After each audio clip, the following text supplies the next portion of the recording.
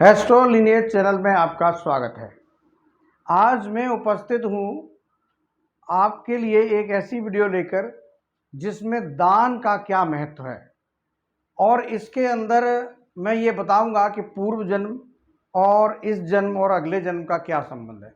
जैसे कि आप जानते हैं कि कोई भी धर्म हो, मान लीजिए क्रिश्चियन है आप या फिर आप हिंदू हैं, मुसलमान हैं, किसी भी धर्म से संबंधित है, हर धर्म में एक बात बहुत कॉमन है कि दान सभी धर्मों में करना होता है।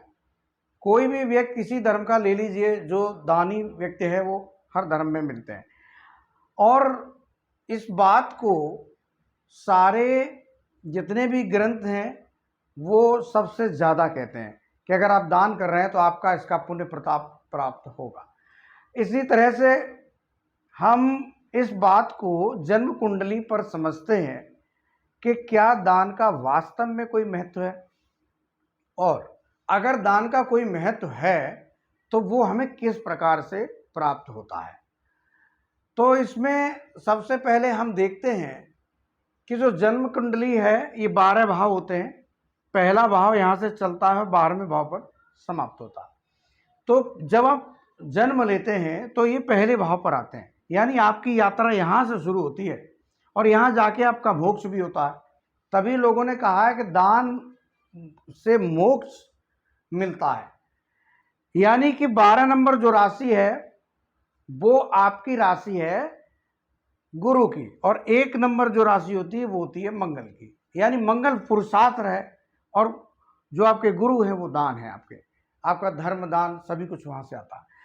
अब यहाँ पर अगर जैसे जैसे ग्रह आते हैं, मान लीजिए यहाँ पर गुरु बैठे हैं, बहुत अच्छे होते हैं, आपका जो भी दान के कार्यक्रम में बहुत अच्छी तरह से करेंगे।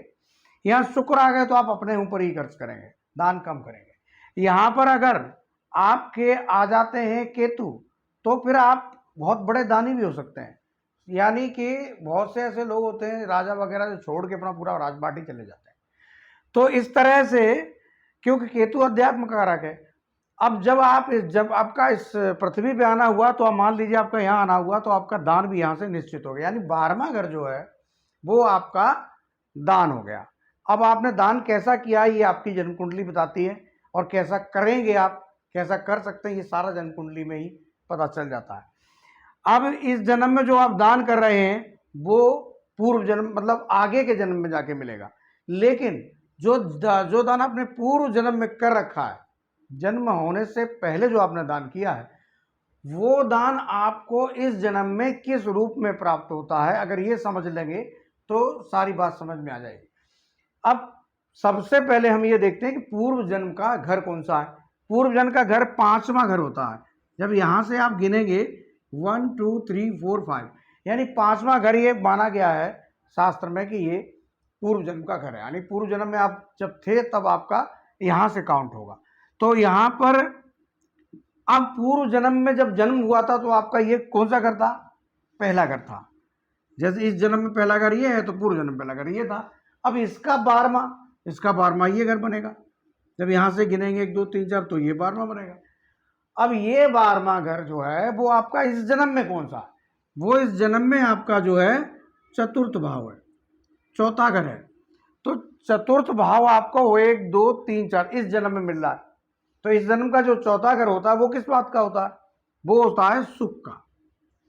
ये आपको जो सुख प्राप्त होता है वो आपको इस जन्म में चतुर्थ भाव से प्राप्त होता है। और सुख क्या? जिस तरह के भी सुख हैं, यानी कि गाड़ी है, चाहे आपका बड़ा मकान है, या आपके माँ हैं, आपके जो भी संसाधन का सुख आपको मिलता है वो आपको यहीं से प्राप्त होता है। यानी कि क्या बात पता चली? बात ये पता चली कि आपने पूर्व जन्म में जो दान कर रखा था वो इस जन्म में सुख के रूप में प्राप्त हो रहा है। यानी जितना बढ़िया दान आपने करा था उतना बढ़िया आपको सुख यहाँ मिलेगा। तो इस जन्म में यहाँ जो ग्रह रहते हैं वो ज़्यादातर, जैसे शुक्र आपके यहाँ गए तो लग्जरी वाला आपको बहुत सुख मिलेगा।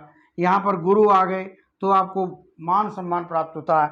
यहाँ पर आपके बुध आ गए तो आपको जो है बुद्धवान भी होते हैं, मान सम्मान और बहुत अच्छा होता है बुद्ध।